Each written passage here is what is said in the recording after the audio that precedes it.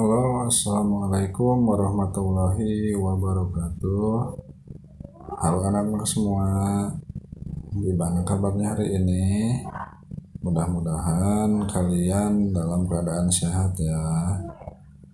Anak-anak, hari ini kita akan belajar tematik kelas 3, tema 3, subtema 4, pembelajaran kelima ya. Nah anak-anak, sebelum belajar marilah kita berdoa terlebih dahulu ya. Berdoa mulai.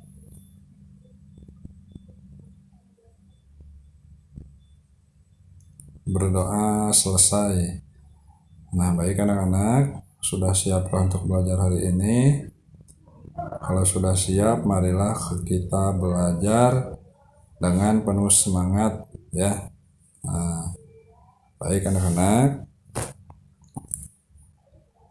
kita akan belajar di pembelajaran yang kelima ya. Ayo mengamati. Pernahkah kamu memperhatikan terjadinya hujan? Hujan terjadi karena adanya perubahan wujud. Sebagian permukaan bumi berisi air. Ada sungai, danau, kolam, dan lautan yang berisi air. Air di permukaan bumi menguap terkena panas matahari. Uap air akan berubah menjadi awan. Awan akan mengembun menjadi titik-titik air. Kemudian titik-titik air jatuh ke bumi. Itulah yang dikenal sebagai hujan ya. Nah, jadi perubahan wujud di sini yaitu menguap ya. Yang tadinya air kemudian menguap terkena panas matahari ya. Kemudian uap tersebut akan berubah menjadi awan ya, awan yang ada di langit ya. Nah, awan yang ada di langit itu asalnya dari air ya. Nah, karena air yang ada di permukaan bumi itu terkena sinar matahari, kemudian menguap ya, dan menjadi awan ya. Nah, di dalam awan tersebut itu ada titik-titik air ya. Nah, titik-titik air tersebut jatuh ke bumi. Nah, itu yang dinamakan dengan hujan ya. Nah, kemudian di gambar ini proses terjadinya air hujan. Nah, yang pertama dari air laut. Kemudian air laut tersebut terkena sinar matahari dan akhirnya menguap. Nah, setelah menguap kemudian menjadi awan. Nah, di dalam awan tersebut ada titik-titik air. Kemudian dari titik-titik air tersebut akan turun menjadi hujan. Nah, air hujan tersebut kemudian turun lagi ke dalam air laut. Nah, ya itu proses terjadinya hujan ya.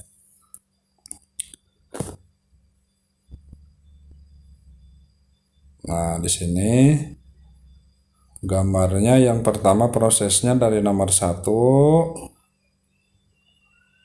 air menguap, kemudian yang kedua menjadi awan.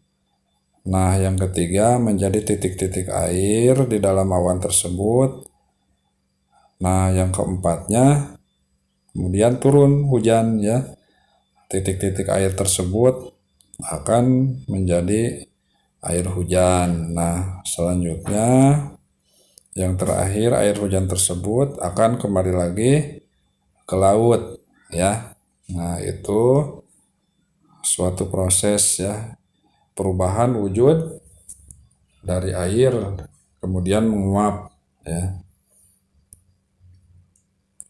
Nah, selanjutnya ayo menulis. Kamu telah mengurutkan proses terjadinya hujan jelaskan yang terjadi di setiap gambar. Mulailah dari nomor 1. Nah, dari gambar yang tadi, kemudian kalian jelaskan ya dari mulai nomor 1 sampai nomor 5. Nah, di sini yang pertama, prosesnya air di permukaan bumi menguap karena terkena sinar matahari ya. Nah, gambar yang kedua, uap air akan berubah menjadi awan ya. Yang ketiganya, setelah itu akan terjadi proses pengembunan di mana uap air berubah menjadi titik-titik air ya. Nah, yang keempatnya, butiran-butiran air jatuh ke permukaan bumi ya. Nah, itu yang disebut hujan tadi ya. Nah, proses yang terakhir, air hujan yang jatuh ke bumi akan berkumpul dan kembali menguap. Nah, jadi setelah menguap kembali lagi ya. Dari hujan kembali lagi nanti menguap. Nah, itu proses terjadinya hujan ya. Nah, selanjutnya ayo mengamati. Siti hendak pergi ke rumah teman untuk mengerjakan tugas. Saat itu hujan turun dengan derasnya. Siti menunggu hingga hujan reda. Hujan turun sejak pukul 7:15 pagi dan berhenti pukul 9:10. Berapa lama hujan turun? Nah, tadi hujan turunnya yaitu pukul 7:15 ya. Nah, hujan berhentinya di pukul 9:10. Nah, lama hujan turun yaitu 45 menit. Dari jam 7 sampai jam 8 adalah 45 menit. Kemudian dari jam 8 sampai jam 9 itu 1 jam ya. Dari jam 9 sampai jam 9:10 itu 10 menit ya. Nah, di sini cara menghitungnya 45 menit ditambah 1 jam ditambah lagi 10 menit sama dengan jumlah semuanya adalah 1 jam lebih 55 menit ya. Nah, 1 jam ya, yang 55 menit itu dari penjumlahan 45 menit ditambah 10 menit. Nah, jadi hasilnya 1 jam lebih 55 menit. Jadi hujan turun selama 1 jam lebih 55 menit. Nah, Udin pergi ke sekolah diantar ayah. Udin berangkat pukul 6:25. Perjalanan dari rumah ke sekolah membutuhkan waktu 30 menit. Pukul berapa Udin sampai di sekolah? Nah, tadi berangkatnya yaitu pukul 6:25 ya. Yang ditanyakan yaitu pukul berapa Udin sampai di sekolahnya. Nah, jarak waktu yang harus ditempuh dari rumah ke sekolah yaitu 30 menit ya. Nah, 35 menit setelah pukul 6:25 adalah berapa? Nah, jadi cara menghitungnya yaitu dijumlahkan menitnya. Nah, tadi kan pukul 6:25 ya, ditambah 30 menit. Jadi hasilnya 55 menit. Nah, semuanya itu jadi pukul 6:55 menit ya. Nah, Udin sampai di sekolahnya yaitu pukul 6:55 menit ya. Nah, itu cara menghitungnya. Nah, selanjutnya ayo berlatih. Selesaikan soal-soal berkaitan dengan waktu. A. 2 jam setelah pukul 8, 00 adalah pukul berapa? Nah, 2 jam setelah pukul 8. Jadi pukul 8, 2 jam adalah pukul 10.00 ya. Nah, kemudian yang B-nya 4 jam sebelum pukul 6.20 adalah pukul. Nah, kalau yang ini sebelum 4 jam sebelum pukul 6.20 adalah pukul 2 lebih 20 menit ya. Yang C 45 menit setelah pukul 4 lebih 15 menit adalah pukul 05.00. Jadi 45 setelah pukul 4 lebih 15 menit ya.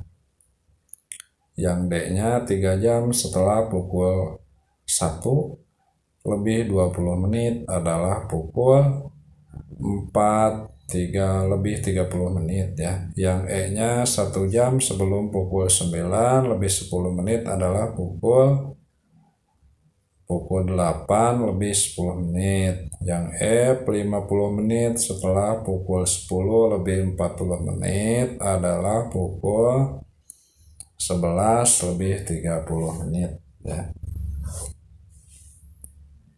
Kemudian ketika musim hujan, hampir setiap hari hujan turun. Perhatikan waktu hujan turun dan berhenti. Amati selama 3 hari. Hitunglah lama waktu hujan setiap harinya. Nah, di sini hari pertama awal hujan turun, kemudian hujan berhenti dan lama hujan turun. Nah, yang pertama awal hujan turunnya yaitu pukul 5 lebih 30. Kemudian hujan berhentinya pukul 6 lebih 45. Nah, lama hujannya yaitu 1 jam lebih 15 menit ya. Yang kedua pukul 8 lebih 15. Hujan berhentinya pukul 9 lebih 55. Nah, lama hujan turunnya yaitu 1 jam. Yang ketiga pukul 12 lebih 16. Hujan berhentinya yaitu pukul 14 lebih 25. Nah, lama hujannya yaitu 2 jam lebih 9 menit ya. Yang keempat pukul 16. Hujan berhentinya di pukul 18 lebih 25. Nah, kemudian lama hujannya yaitu 2 jam lebih 25 menit ya. Selanjutnya tuliskan jadwal kegiatanmu di sekolah hari ini. Mulai tiba di sekolah hingga pulang sekolah. Lengkapi dengan waktunya. Nah, di sini jadwal kegiatan kalian sekolahnya. Di sini contohnya mulai kegiatannya pukul 6 lebih 15. Nah, selesai kegiatan pukul 6.30. Kegiatannya berangkat ke sekolah. Lama kegiatannya yaitu 15 menit. Nah, kemudian pukul 6.30 mulai kegiatan dan selesai kegiatan pukul 7.00. Nah, jenis kegiatannya yaitu literasi atau membaca. Nah, lama kegiatannya yaitu 30 menit ya. Selanjutnya dari pukul 7.00 selesai kegiatan pukul 8 lebih 45. Kegiatannya yaitu belajar tema 3 ya. Nah, lama kegiatannya yaitu 1 jam lebih 45 menit. Dari pukul 8 lebih 45 sampai pukul 9.00 kegiatannya itu istirahat. Nah, lama kegiatan yaitu 15 menit. Dari pukul 9.00 sampai pukul 10 lebih 45 menit. Jenis kegiatan yaitu belajar tema 3. Lama kegiatannya 1 jam 45 menit.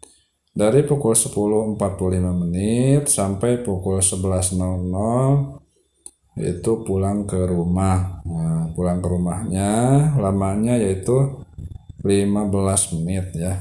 Nah, di sini contoh kegiatan. Silakan diisi contoh kegiatan, jadwal kegiatan di sekolah masing-masing ya. Pasti berbeda ya. Kalau ini hanya sebagai contoh aja. Selanjutnya, ayo mengamati saat musim hujan, jejak sepatu siswa membasahi lantai sekolah. Akibatnya, lantai sekolah menjadi basah dan licin.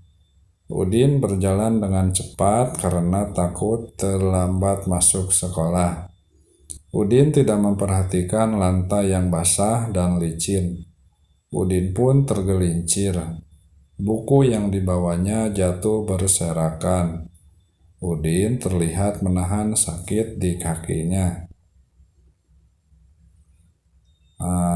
Kamu berada di dekat Udin saat itu. Apa yang kamu lakukan? Tuliskan pendapatmu. Nah, kalau misalkan ada teman kalian yang kesusahan atau butuh pertolongan, maka kalian harus menolong Udin untuk berdiri dan mengumpulkan buku yang berserakan ya. Jadi kalau ada teman yang kesusahan atau butuh bantuan, kalian harus menolongnya ya. Selanjutnya diskusikan bersama kelompokmu. Ceritakan pengalamanmu saling menolong yang pernah dilakukan. Dengarkan cerita temanmu, ceritakan pula pengalamanmu. Tuliskan pengalamanmu dan temanmu. Pilihlah satu pengalamanmu yang berkesan. Tuliskan pula pengalaman temanmu yang berkesan. Pengalaman yang menunjukkan sikap menolong di sekolah. Nah, sini contohnya. Menolong teman membersihkan kelas meskipun bukan jadwal piket. Selanjutnya, menolong teman yang sakit untuk dibawa ke UKS. Kemudian menolong teman dengan meminjamkan alat tulis ya. Pengalaman temanku menunjukkan sikap menolong yang menurutku paling berkesan adalah, nah di sini contohnya, temanku menolong teman lainnya dengan membagikan bekal makanan di jam makan apabila ia lupa membawa bekal ke sekolah. Jadi saling berbagi dan saling menolong ya. Mengapa kita perlu menolong orang lain? Nah, kenapa alasannya kita harus saling tolong menolong antar sesama teman? Nah, di sini jawabannya, kita perlu menolong orang lain karena manusia adalah makhluk sosial yang tidak bisa hidup tanpa orang lain. Dengan saling tolong-menolong, tentu kita akan bisa menjalani semuanya dengan lebih mudah. Nah, jadi di sini pesannya yaitu kalian harus saling tolong-menolong antar sesama teman ya. Baik di sekolah, di rumah, ataupun di lingkungan kalian masing-masing ya. Nah, karena manusia itu tidak bisa hidup sendiri ya, jadi akan membutuhkan bantuan atau pertolongan orang lain ya. Nah, jadi manusia itu adalah makhluk sosial ya. Nah, sebaik-baiknya manusia yaitu yang berguna untuk orang lain ya. Nah, baik anak-anak, cukup sekian pelajaran hari ini. Semoga kalian bisa paham dan mengerti ya apa yang sudah Bapak sampaikan. Sampai jumpa di pembelajaran selanjutnya. Dan jangan lupa dukung channel ini supaya lebih berkembang lagi dengan cara like, komen, dan subscribe channel ini. Nah, baik anak-anak, sekian dan terima kasih. Wassalamualaikum warahmatullahi wabarakatuh.